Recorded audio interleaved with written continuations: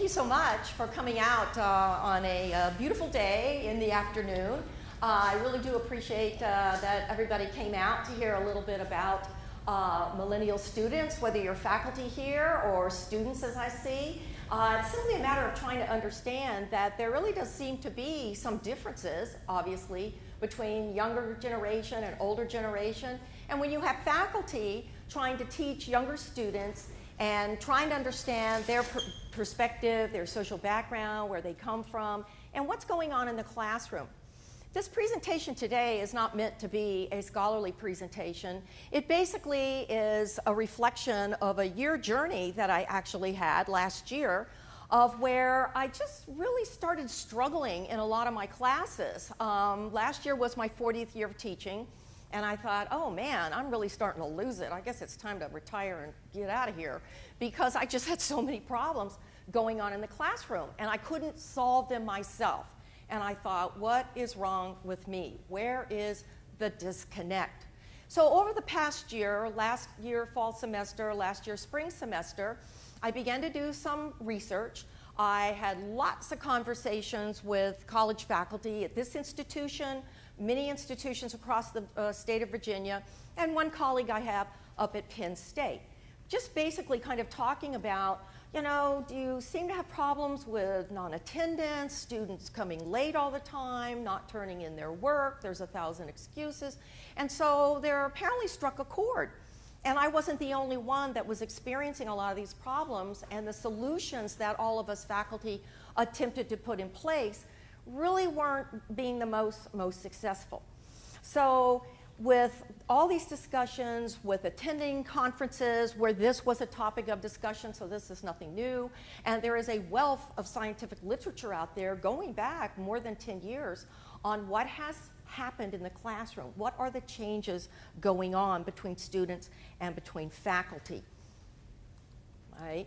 So there I am in class, right after class, and asking myself, so that was last year. I have to say this year is a wonderful year. My students are wonderful in all of my classes. I'm so grateful, I feel blessed, and please let that continue. This presentation is not meant to stereotype in any way. It's not meant to be demeaning about millennial students. Any and all of the facts and discussion that we have in these coming slides can really apply to any group, regardless of age. But 25 years of good solid research by a variety of scholars has shown that the characteristics that are going to come up on some of these slides pertain more to millennial students, that age group. We'll define that in a minute.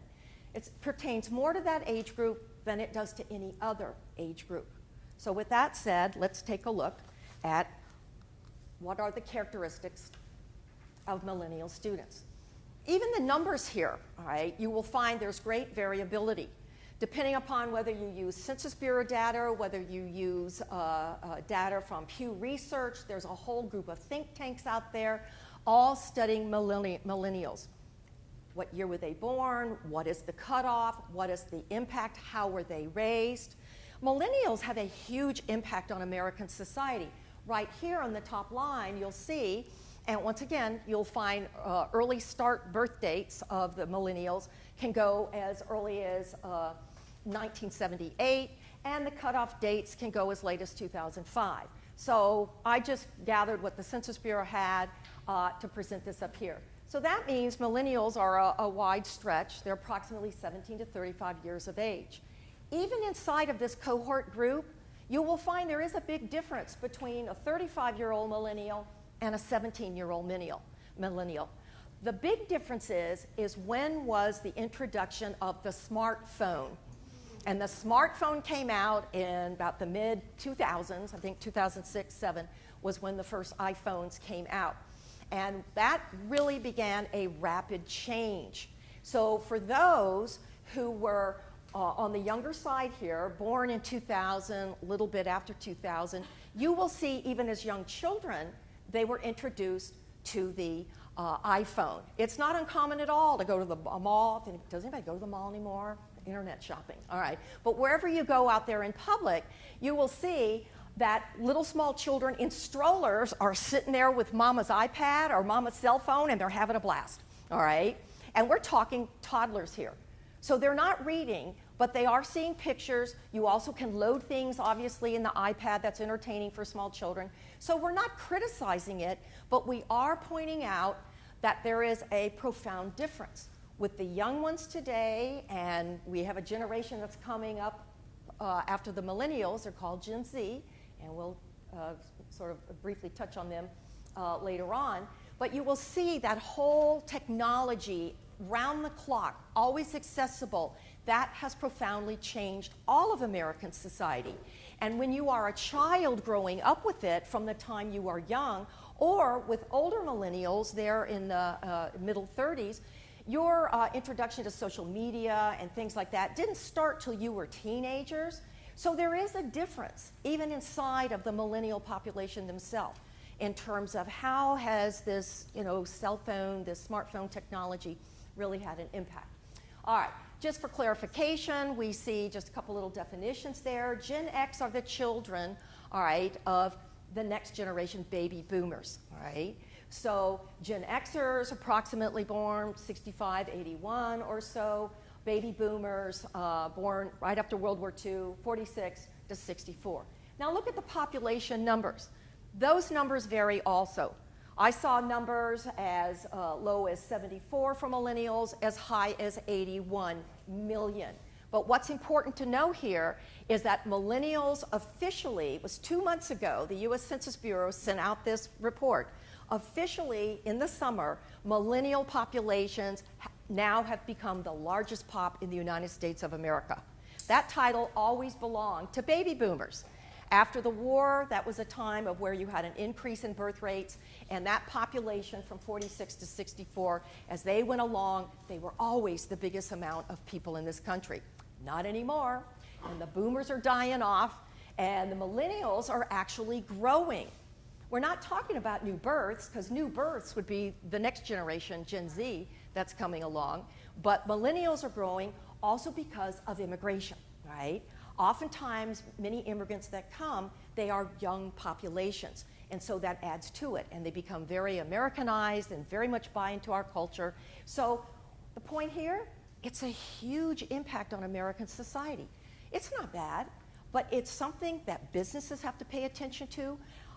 Education, K through 12, higher ed, government, policies, you have to pay attention because millennials are here and they're the ones that have the greatest impact on all of us. All right, characteristics continuing. We see, and you all know, that millennials are technology savvy. You know everything. If those of you who are my students from my classes, you know, and I'm fumbling around up there and you go to the corner and click that. And that's when I'm able to find and move on with whatever kind of presentation I'm trying to get to my classes. Older, slower, technology, I like it, it's useful, but it really is a bear to me.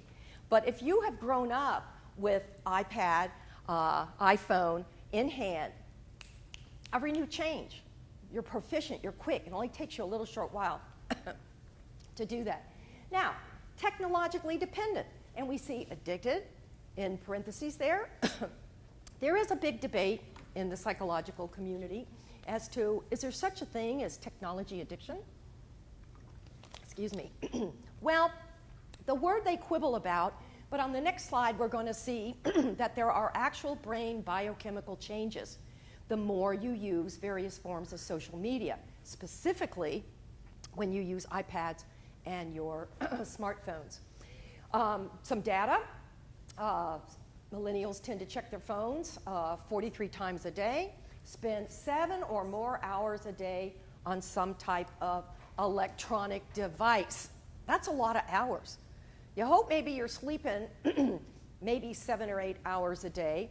So how many hours are left in the day, 10 or so, for you to do other kinds of productive activity like work or school or go outside or shop and take care of your life and so on and so forth? Okay.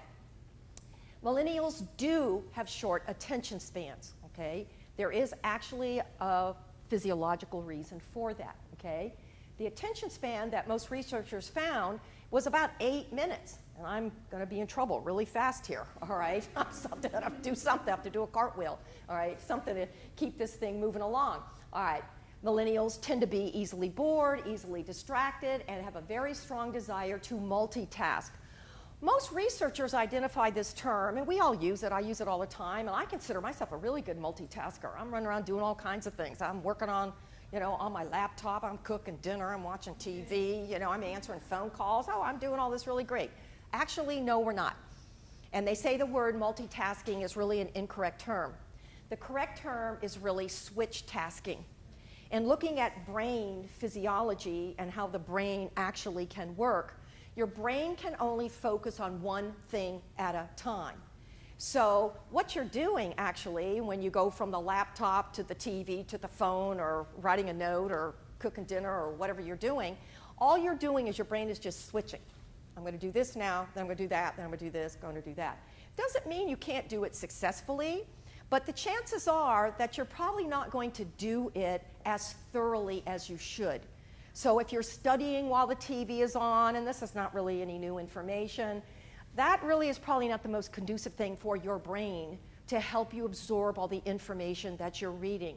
If you're studying and you're also looking at your emails that are coming in or messages or going to Facebook, you're really, really not getting the full impact of what you need to do.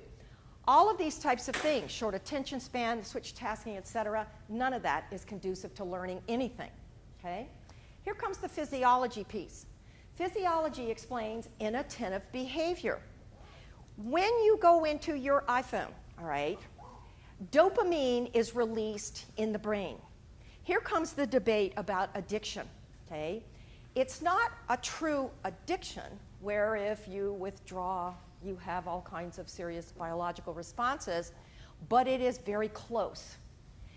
Dopamine causes seeking and reward behaviors, meaning every time you do this and get messages, and it really doesn't even matter what the content of the message is. Someone's sending you a picture of what they ate for lunch. What's that all about? Okay, never mind, all right. But it's something small. It's just a little blip, what have you. And what happens is when you see and cognitively recognize what's on there, your brain gets rewarded. Seeking, oh, okay. Even if it's just a little tidbit of information, it's not really that important. But seeking reward. Dopamine is being released in the brain. It causes pleasurable symptoms. All humans, regardless of your age, doesn't matter who you are, we all tend to try to repeat pleasurable kinds of experiences. And so the problem is, according to Susan Weinschek here in her research, that sometimes people can get into a dopamine loop, okay? And this can happen to anybody. So regardless of age, whoever you are, the more you seek, the more you're rewarded, the more you want to seek some more. And so that's what can contribute to people excessively being on their phones or being on their Facebook or going into social media and all these kinds of things to the detriment of everything else. People lose their jobs, marriages break up, all kinds of problems happen because people just cannot disengage from the amount of social media that they become involved in. Another piece in research, we find that self-esteem in young people is linked to the responses that they get in social media. You want to be liked. You want to have people friend you and all those types of things. People talk about, I have 1,000 friends. Do you really have 1,000 friends? Maybe you've got, a handful of friends in there. Maybe you know 20 or 30 of them, but the rest of them might be sort of acquaintances or just plain strangers. But nevertheless, our culture today recognizes that as something that's positive. That's where you're recognized as, wow, all right, people really know you, or they like all the things that you're posting out there. So self-esteem is built into this particular activity. All right, according to Jean Twenge, psychologist at San Diego State University, she has spent 25 years researching Generation X, Millennials, and now Gen Z. She is the author of 2 books on iGen and Generation Me. According to Dr. Twenge, she states, too much screen time creates less happy, more socially isolated people. Shaped by the smartphone and social media, they do not read, unless it's in short bursts or tweets or lines. They have poor attention and poor social skills as compared to other age cohort groups. Quoting from Dr. Twin, she claims there is a looming mental health crisis in the United States. Now, she's not trying to say, oh my gosh, millennials or anybody else who's doing all this social media are about to become crazy. That's not what she's saying. She's just saying it is creating a problem of where if people are not out there actually face-to-face talking with others, you've got to have practice. Practice makes perfect, right? And so human beings do need face-to-face interactions with one another. It's a part of good mental health. And when we see people, young people more often than older groups, when we see them staying inside and spending hours having conversations with friends rather than in any time going out and being with friends, it does have a cumulative effect. And so this is the data that is found not only by her, but many, many, many researchers. Okay. Brain wiring, so we see in a Harvard study they have found, and lots of neuroscience, neuropsychology today, this is ongoing research. They're finding that the brains of particularly younger millennials and the Gen Z that's coming up, that their brains are wiring differently. When a baby is born, the brain is malleable, tabula rasa.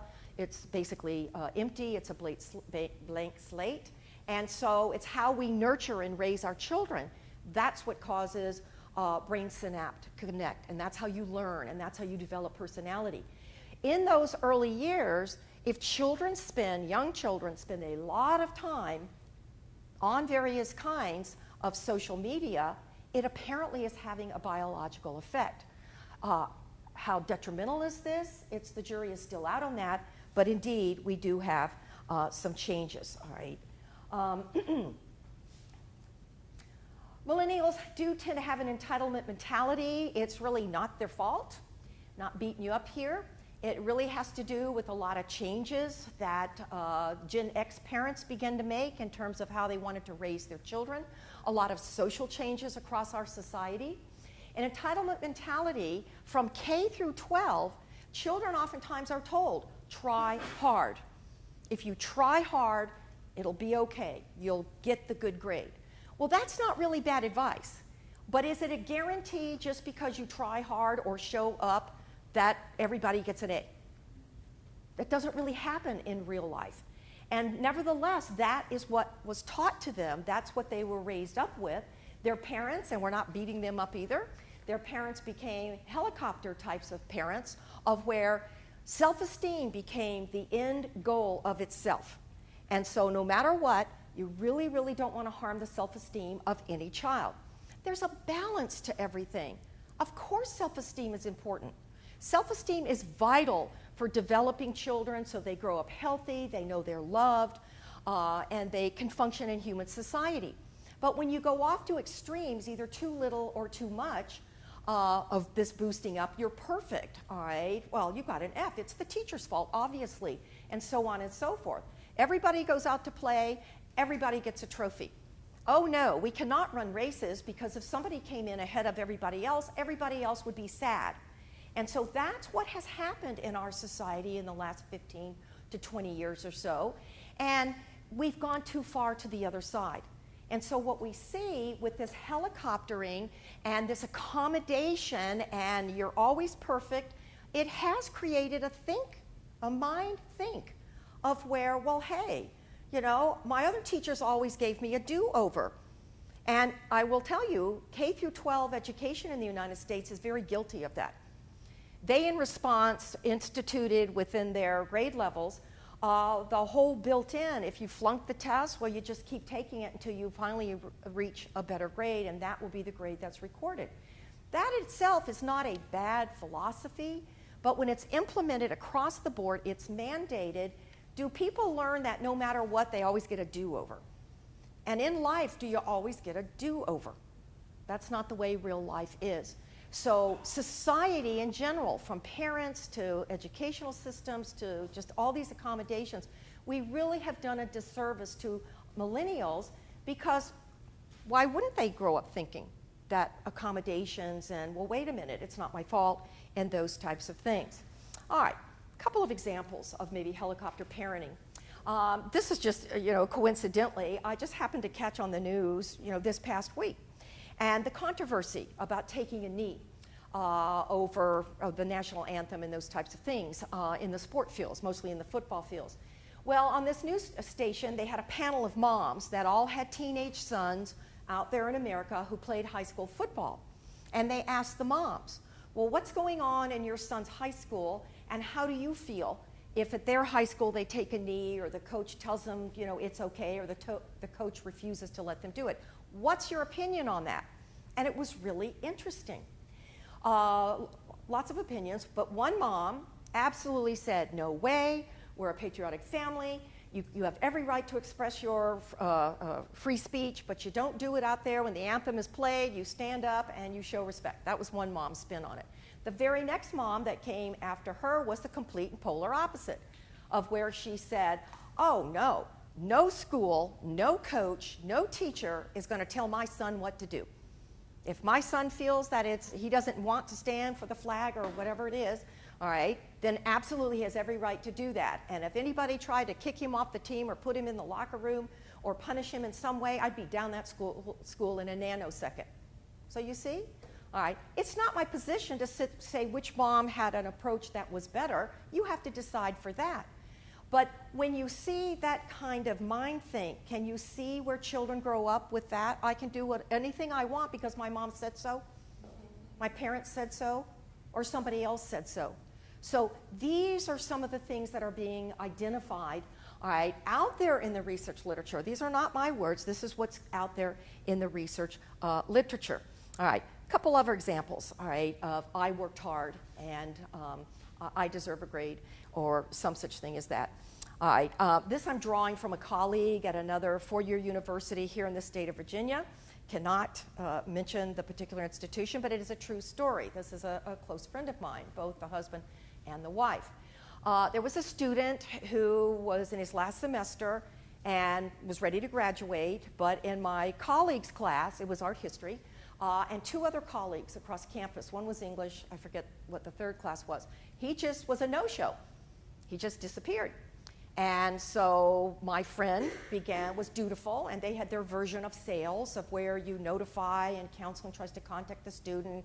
The student would come in sometimes. He allowed the student a couple of chances. He had missed a test. He had missed turning in, some kind of project or assignment. He never turned in his rough draft, but the professor said, okay, just give me your rough draft. I'll look at it over the weekend. I'll give it back to you Monday, but you've only got a couple days to get the finished thing into me because you're way behind. All right, the due dates for everybody else. Lots and lots of accommodation for this particular student. The student did minimally what he was supposed to do and then disappeared again. Wasn't seen until final exams, took the exam, flunked the entire course. Just flunked the entire course. And apparently flunked at least one of the other two remaining classes. So now he can't graduate. And unleash the lawyers, because that's exactly what happened. He came in, his parents came in, it was an explosion of nuclear proportions of where, the faculty member just pulls out, here's the absence, here's what was turned in, I accepted this one late, but he hasn't been here since, and so on and so forth. Doesn't matter. It was the faculty member's fault. And so lawyers were hired on behalf of this particular student by the parents. Well, of course, my colleague and friend was completely freaked out about the whole thing, but happily he's married to a lawyer, so he didn't have a big legal fee right there. The other two had to go and hire lawyers to defend their particular situation. The student wound up graduating because this problem actually went higher up above the faculty, because my colleague said, you're going to have to fire me. I am not giving him one more chance. I am not going to change that grade. I'm sorry, I didn't do it to him. I don't have it out for him. I reached out to him. I tried to help him. And the student just, for unknown reasons, just couldn't step up to the plate. And so, sadly though, the administration in this particular example chose to, I guess, not have the legal mess that was brewing at that time and just rubber stamped him right on out of there. And it really was shameful because not only the student, but the parents are there. When they were showed Your kid didn't come to class. He, in this case it was a he did not produce the work. But yet the parents were going to stand there, and I'm sure they were upset because all that money that was laid out. It's not an inexpensive school. But the bottom line is, was there another message that that young man learned? That the young man learned that, boy, if you have a big enough tantrum, that you're going to always get your way. Even when it goes against, all right, set policies and so on and so forth. All right, so these are the kinds of stories and things that I learned through this past year and trying to understand, wow, what is going on? It's not to imply everybody sitting in this room would do that or is that way. Once again, it is data that's gleaned across a long period of time, and it does look at different age populations, but they find more and more and more in the research that it's characteristic of millennials and coming up with Gen Z. You can find it in older groups, but not so much. So we're trying to get to the bottom of this. And so you can see, in sociology, we say, we, all people, are products of our culture. So, you know, whether you're raised in Iran or France or the United States or wherever you're raised, all right, you grow up and you learn what the values and norms are of that particular society. And so apparently, a lot of the problem is rooted in our society. And that maybe we have just taken a good idea and maybe just gone way too far to an extreme. Self-esteem would be that one particular issue. We want to raise our children's self-esteem. Everybody needs a good self-esteem, but not to the point of where I am perfect. I can do no wrong. If anything happens, it's because it's everybody else's fault, not mine. Okay, so looking at that, oftentimes there's a resistance to conforming to rules. Millennials do have a very high degree of wanting autonomy, wanting to be independent. Another little story on that, and that's how I set my little program up. I don't know if you're entertained or bored. I'm hoping it's the former. A dear friend of mine and her 30-year-old daughter, who I love like my own daughter, very intelligent, college graduate, has her BS in nursing, excellent job in a major hospital up north, got it straight out of school. There was probably only a day between graduation and boom, she got this excellent job. Full benefits. They loved her. They wanted to keep her. But she decided after 18 months that I don't want to stay here anymore. She loves nursing, and when we kept pressing her, why do you want to leave? Because can't say the hospital, but the hospital group kept raising the ante of what they were going to offer her in perks just to stay.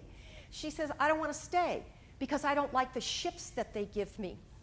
Now, it's not like she's on the graveyard shift all the time or some such thing as that, but is there this old adage that when you are the new kid on the block, so to speak, when you're the new person hired, don't you usually have to put in your dues before you move up and get your perks or your privileges or what have you? And she couldn't come to grips with that. Old Auntie Peggy would sit there and say, well, honey, how long you been there? Well, you've only been there 15 months. It's a great job. They love you. They increased her pay, full benefits. They paid for her Invisalign braces. And you know what Invisalign cost? $8,000. I know because I looked into it and I went, well, forget about that. I'll have to do something else. Tie a string up here. I don't know what we do. They paid for it completely, fully. But no, they sometimes gave her a shift that she requested, but were there a whole lot of other nurses that were there before her for 20, 30, or whatever years? And seniority does still have a place in the United States. It doesn't always work that way, but seniority is something of where you've been there, you've earned your dues, you've worked your way up, and so she couldn't quite wrap her head around it.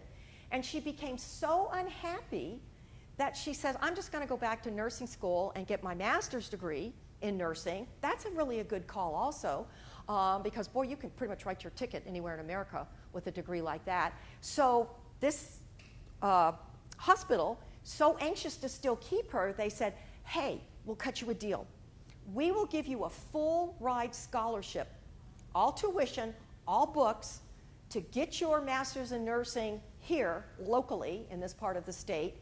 The only thing you have to give back in return is just 2 more years to us. She turned it down. Yeah, oh, I'm glad to see you. Y'all think like I do. I thought it was just an old lady thing. All right. She is not bad. She is not stupid. But she is very much one of these. And she even said, Peggy, I just want to do what I want to do. And that's what autonomy is. And so we wish her luck. Off to Colorado she went last week. Mama is really sad. Okay. We hope she comes back. That's her only child. And my friend just lost her husband too. So, but this young lady is not bad or selfish or stupid or any such thing as that, but her behavior, even though it absolutely blows the mind of us old boomers, but it fits. It fits, and it's okay. It's okay for her to think like that, so we're not trying to beat her up. In life, we all have to make our own decisions on what path we're going to go down. We shouldn't be judged by it. We're not judging her. I'm just offering this to you as an example. Because that thinking, her thinking, was so foreign to the thinking of her mom and all of us old boomer people. Okay, here we see the last comment here. One of our authors, millennials have the highest levels of narcissism compared to any group. That doesn't mean narcissism is you're focused on yourself. That doesn't mean bad, right? But it is kind of a trait of where you want to think about what's good for me first. And then you think about what's good for others second. We all do that. I do it. I'm old, all right? But it's the balance of the picture. How often are you putting yourself first as compared to putting yourself maybe second, okay? Looking at some of my examples here. A very good example of this, I should come first and everybody else doesn't matter. This was one of my students a couple of years ago, came in late every single time, 10, 15, 20 minutes. I spoke to her, I sent her an email, and she was so annoyed with me because, why are you talking to me about this? Well, it's very disruptive when you come into the classroom, and I wasn't blaming her. I said, look where the door is on most of these classrooms. The door is usually at the front, the professor's here working on the projector, and all the seats are out there. So when you come in, inevitably, you can't help it, but you got to cross across and then go down the row and unpack your book bag and settle in and what have you. And I said, it's disruptive to everybody in the classroom. She goes, I'm not disrupting anybody. I said, I don't mean to say that you're doing it on purpose. It's just the nature of people. One, you're crossing across in front of me, I'm talking, all right, everybody looks, and they're distracted, even if momentarily. And then she got very infuriated and said, so you're blaming me because they have a problem with their eyes. That is a direct quote, okay? I got a book at home that I'm just writing this stuff down. I do not make this stuff up, okay? So I mean, I get so dumbfounded, I'm like, I can't even respond because I'm like, what? What did she just say to me? And she goes, and she's really mad. She got her hands on her hips, and she says, yeah, you're blaming me for them. I have no control over those people. And I said, okay, I understand that. I said, but you do have control over coming in late or on time, and therefore there will be no looking of other people at you while you sit down, all right? And she still wasn't finished because she said, but I told you I have to come from Phoebus and there's traffic.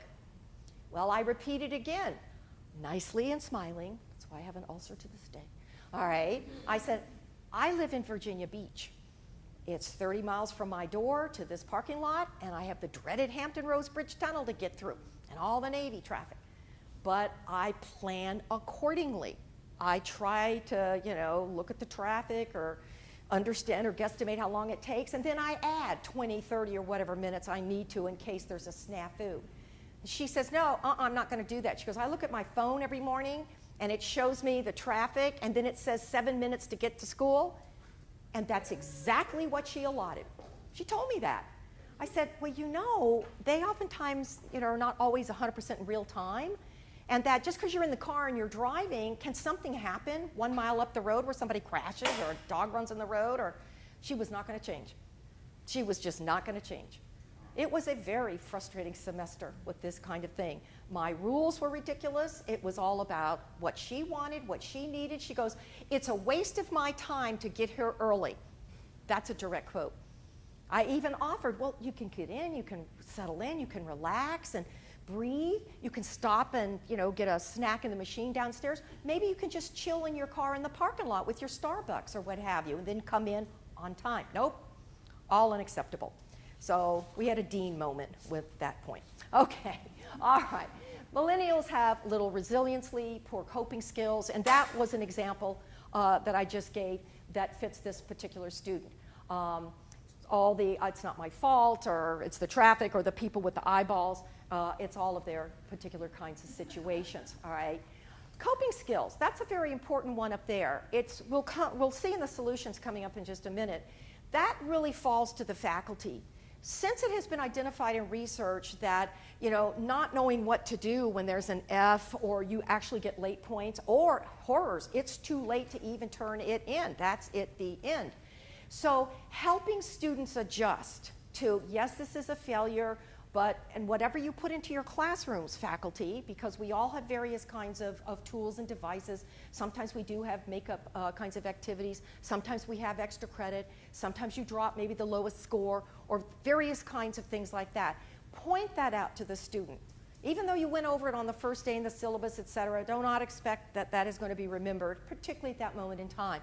So pointing out coping skills, pointing out, even though it was futile with the traffic thing a little bit earlier, at least it's something to help students try to figure out, well, what can I do to not cause myself such grief next time? All right, positive things, millennial range of worldviews. You are very tolerant of all kinds of differences across the world, across people, across people's political kinds of views, social views, and what have you. And also, millennials are the ones that are out there supporting social causes. Millennials recycle more than anybody else. Millennials are very much concerned about the quality of the foods that they eat, and GMOs and those kinds of artificial things that are found in foods. They eat organic. They support all kinds of new startups. By the way, business research, entrepreneurial adventures, going out and branching into your own, millennials. Millennials are at the top of the list. Because they want that autonomy, they go out there, they have a lot of startups, and they have a pretty good success rate with that. All right. But millennials still, because information comes this way, all right, it comes in bites, it comes in little bits, all right, it really kind of sets you up to not have or develop, you have to develop this, good critical thinking skills, all right? It's that quick get a bite of information, Google it up quick, all right? Oftentimes when you get a chunk of information, you really don't know what to do with it. I give essays in most of my classes, so students have to write essay answers to something we've discussed in class. Usually it has to do with something that was verbally gone over in a particular class. And they get the bullet points, or they make an essay in bullets. Every point they put down is correct, but just putting a list of bullets is not going to get you the full points on that essay. It's not an essay. And the essay has asked you to integrate or to compare and contrast. Bullets don't do it. So there's a lot of frustration there. So faculty have that responsibility to show the student, yes, your information is right. They were able to glean the information, lecture, notes, internet, whatever, but they have a real hard time integrating and putting that information into something like a research paper or into an essay format.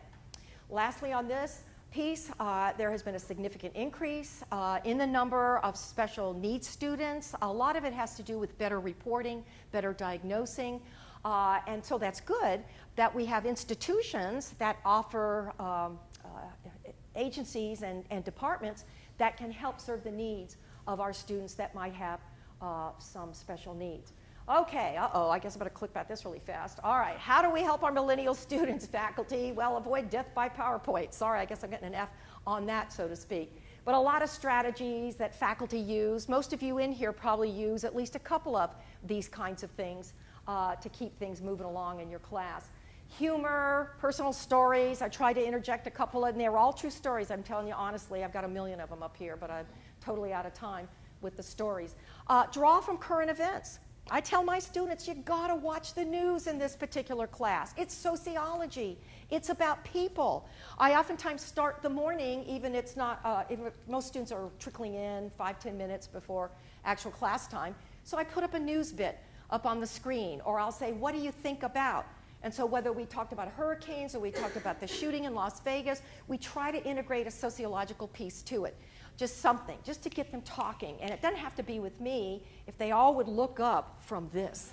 Because usually when I walk into the room, it's like death. Everybody's doing this, which is okay. It's your private time. I understand that. But you're sitting around with a whole bunch of other human beings. Maybe you can use that as a little social time, all right? Chat with your neighbor. Did you know statistically, colleges are what are known by sociologists as marriage markets? And that's an old-fashioned term, meaning statistically, for your age cohort, the chances of you finding a significant other are very, very high when you go to college. The bigger the school, the bigger the pool to fish from, and so on and so forth.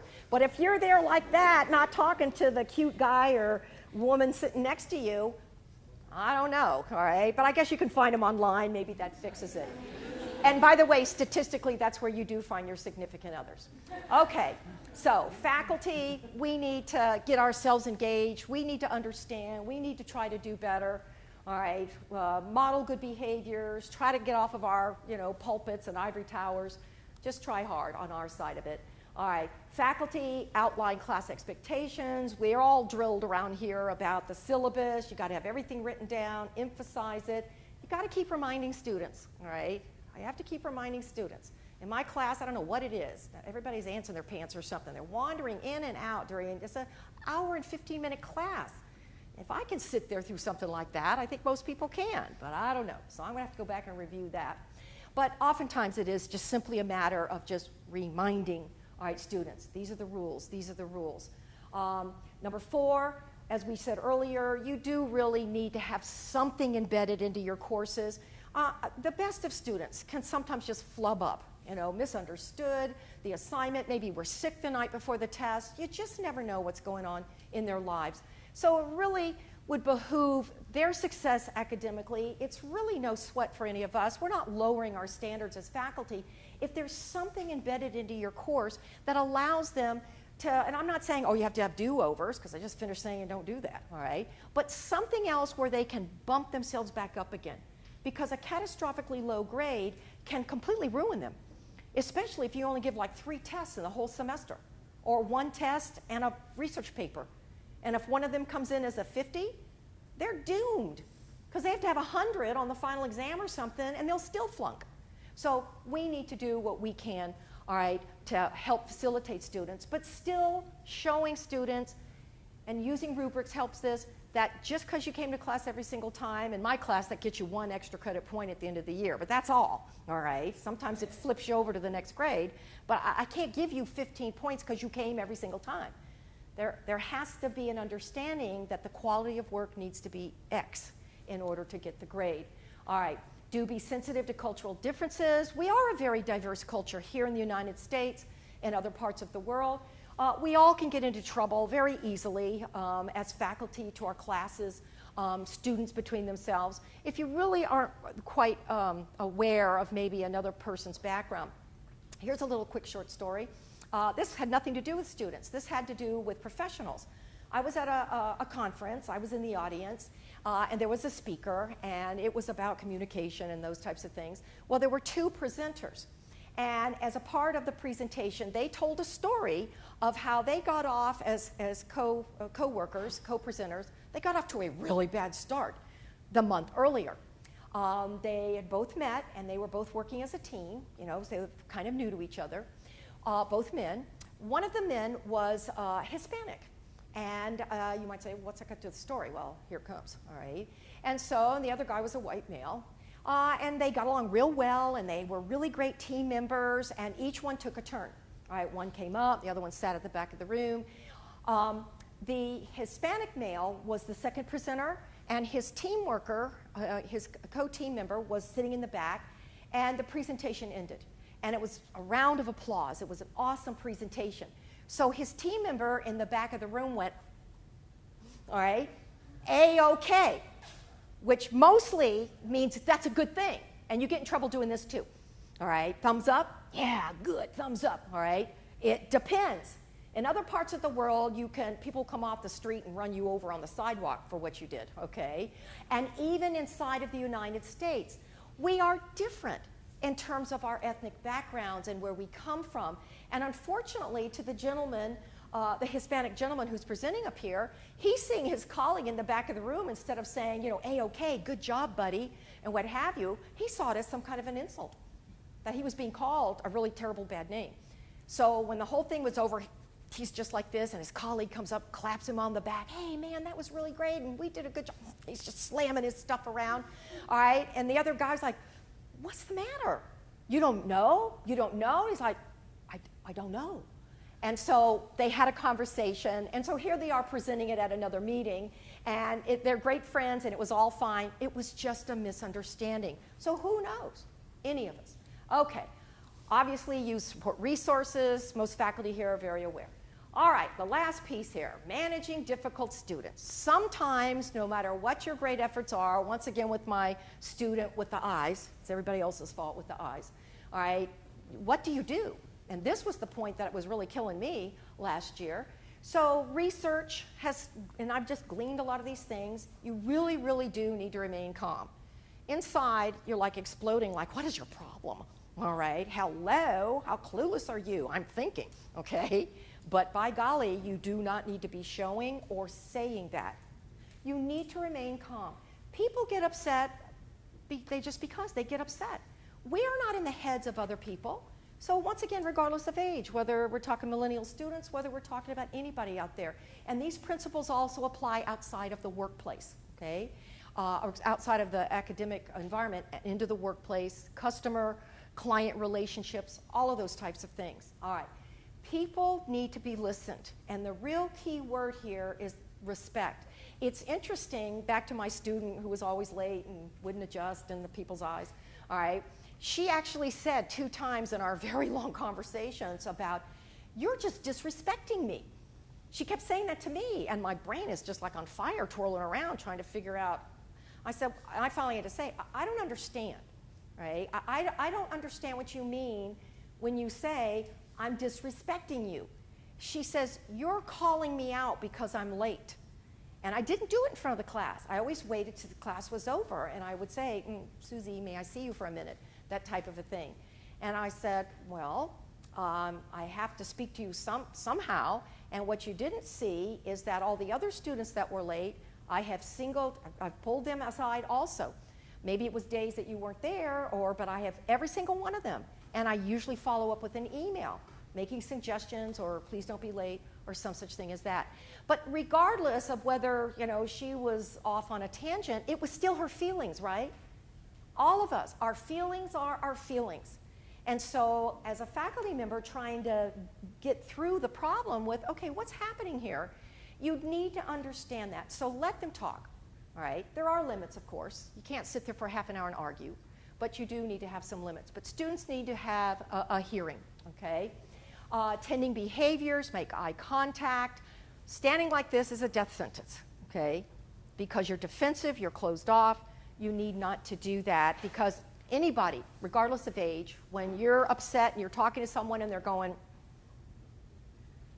the chances are you're going to get even more emotional and upset also. Reflection, using I statements. I did that in that example a minute ago. I had to ask the student, I felt dumb, but I had to ask the student, I don't understand, what do you mean that I'm disrespecting you? I mean, I really needed to know the answer, because I was just completely clueless, all right? You've heard the student, you gently point out, did you study the material? I noticed you have 3 absences. You left early on this day. Don't forget, 3 absences in my class, 2 tardies equal an absence. Oh, I'm afraid with your tardies, you're starting to add up with your absences. Oh, it's a divisional policy. If you have 20% absences in a class, oh, you're going to be withdrawn automatically. Oh dear, what can we do to correct that?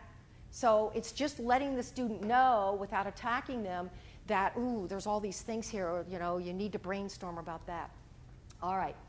Redirecting behaviors, there's a lot of literature on that. Sometimes just staring students down that are chatting or acting up in the back of the room. Sometimes it works. Self-checks are pretty good. Everybody's just not paying attention. Is everybody ready? Y'all ready now? Questions? That kind of thing gets the whole class, what's wrong with her? All right? But that gets everybody kind of refocused, all right? If all of the above are unsuccessful, definitely do have a private conversation with that student, again, pointing out those consequences. Always follow up with an email with the student. Always CC the dean and any other academic administrator. In this college, we have SAILS. SAILS is an excellent device where counselors can notify the student, hey, we see you have absences, or hey, you're close to failing. All of those things will help. Okay, so coming to the end here, the whole point of all this, from a faculty perspective, mostly talking to faculty, and I'm real happy to see a lot of you students here today, but our job here as faculty, not just at Thomas Nelson, but across the United States, our job is to help you be successful. You're here, your tuition has been paid, you need to take that course, it's a part of your curriculum, you want to get a good grade, you want to take this degree and move forward with your life, get a job. So as a part of success, it's not just awarding A, B, C, whatever it is, but it's hopefully teaching also life skills. So faculty, I'm putting it back on us also, that we really need to try to understand millennial students and how they think, and maybe we can kind of rejigger our classes and try to do a couple of new things to maybe make it less tedious or less boring, because boy, it's not going to change as millennials move through and on.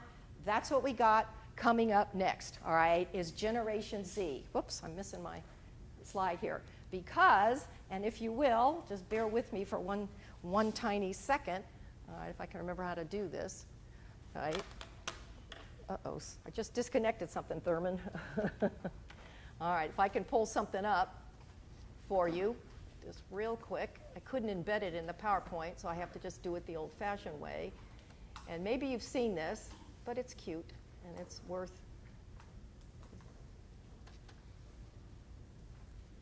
All right, of course, all right. I think I disconnected something here. All right, hold on. Here it comes, here it comes. All right, I got it, I got it, I got it. Okay. All right, boom. Well, let's go.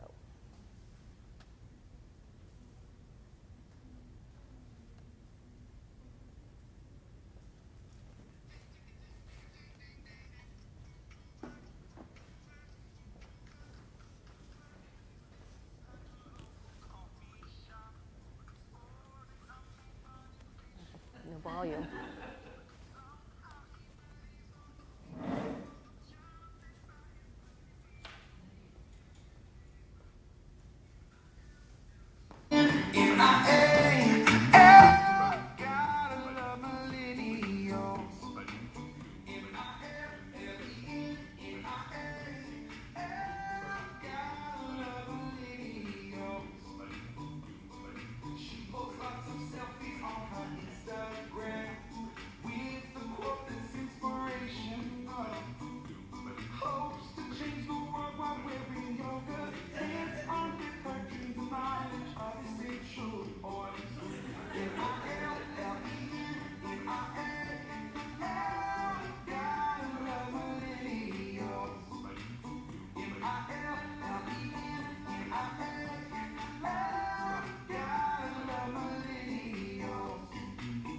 Okay, thank you very much.